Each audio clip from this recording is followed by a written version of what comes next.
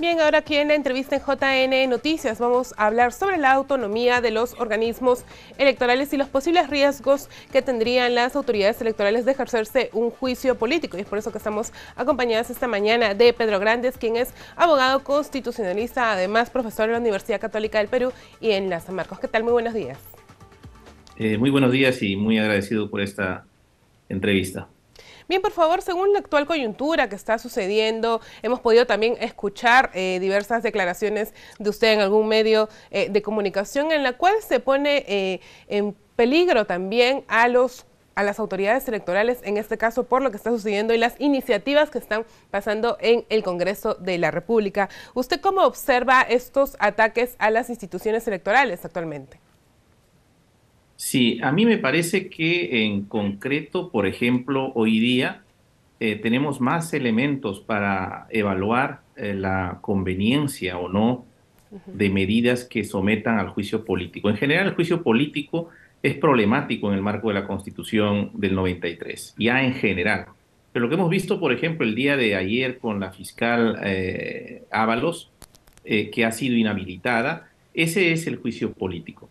Ella ha ido, ha expresado argumentos, ha ido además al Pleno del Congreso con quien yo diría representa lo mejor que tenemos de los profesores de Derecho Constitucional en nuestro país. Me refiero al profesor Francisco Eguiguren, que ha desmantelado cada uno de los argumentos de esa acusación constitucional.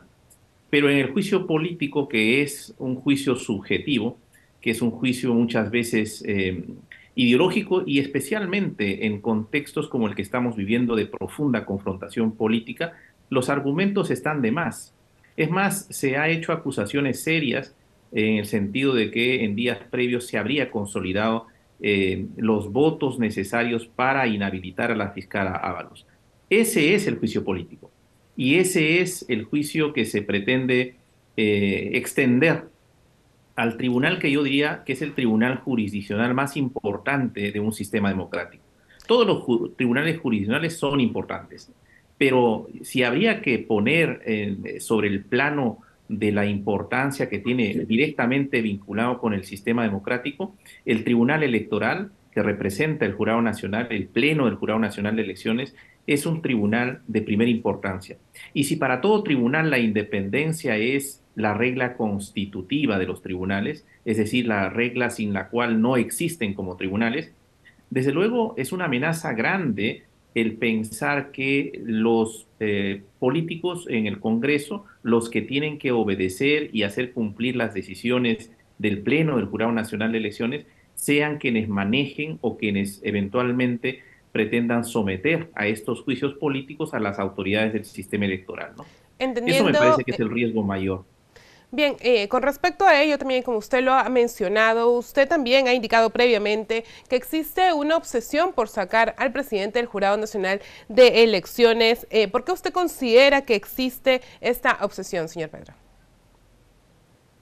Bueno, lo que hemos visto es primero, es que el contexto me parece que es importante analizarlo, ¿no? El contexto que ha llevado a esta serie de iniciativas, ¿no? Me parece que son cerca de 6 iniciativas, todas que convergen en la misma línea de someter a juicio político.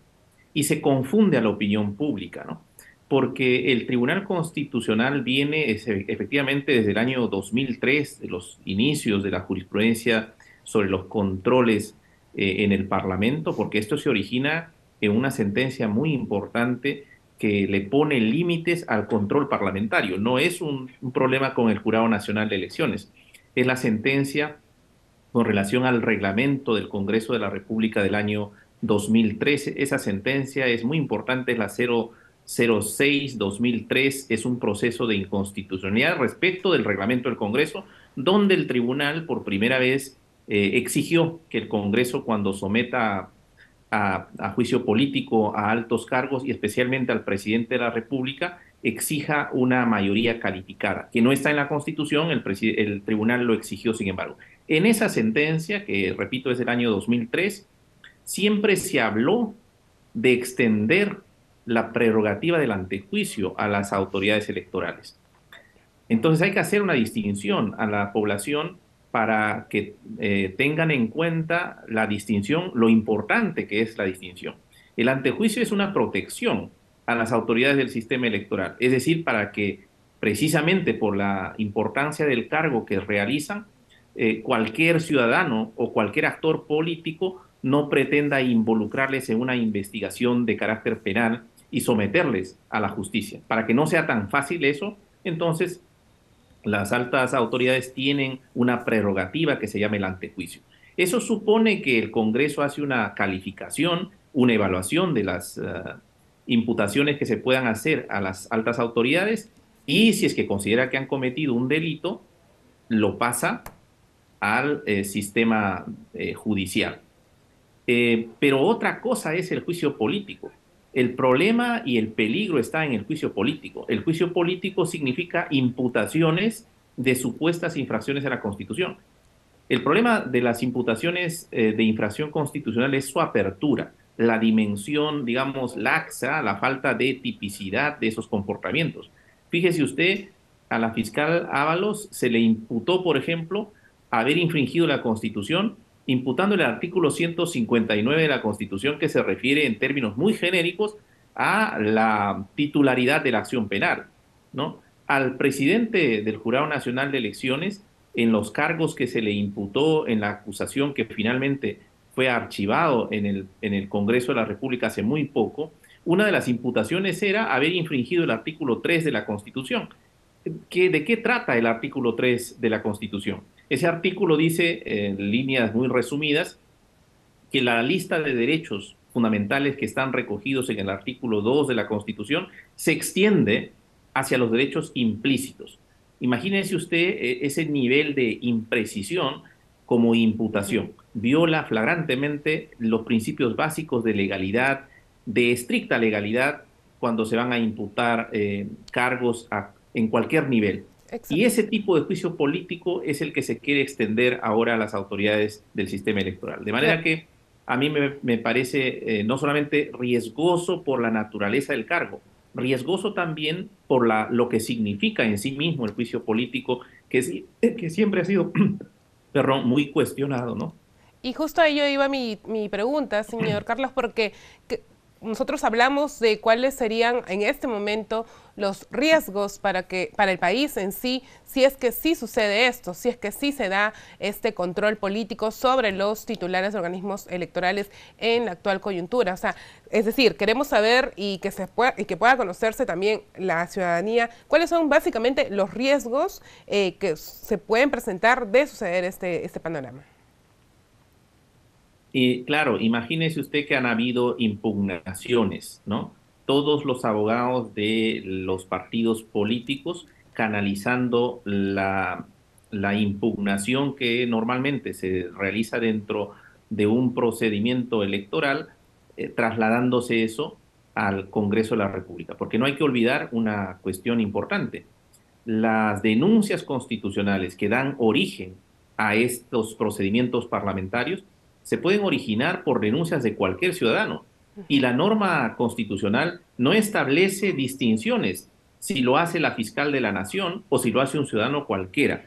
Tienen el mismo nivel de peso e importancia en el origen, al menos, de la indagación que pueda hacer el Congreso de la República. Entonces, cualquier ciudadano que pierde o al que le dan la contra las autoridades electorales en sus planteamientos ante el sistema, pueden terminar acusando a los miembros del Jurado Nacional de Elecciones por no estar conformes. Hoy día existe excepcionalísimamente, porque hay que recordarlo también que la norma constitucional establece una prohibición de revisión judicial de las decisiones del Pleno del Jurado Nacional de Elecciones. Esas normas están vigentes, el 142 y el 181 de la Constitución son explícitas al establecer que las decisiones del Jurado Nacional de Elecciones no son revisables en sede judicial.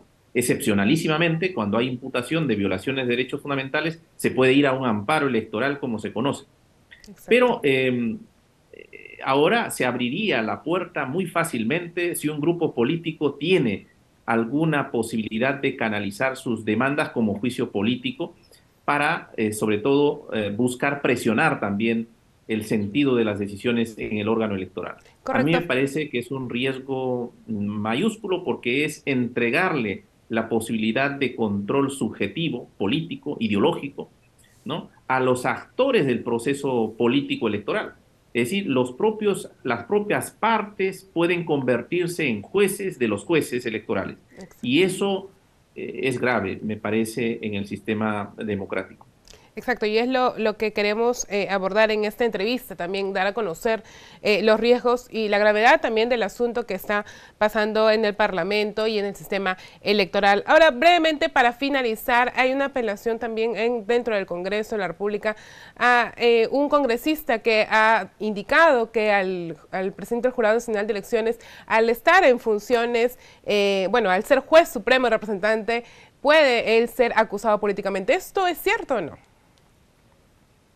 Esto es contradictorio, ¿no? Ujú. Como argumento, si lo analizamos, ¿no? Porque el argumento es, vamos a someterle a juicio político porque él no deja de ser juez supremo.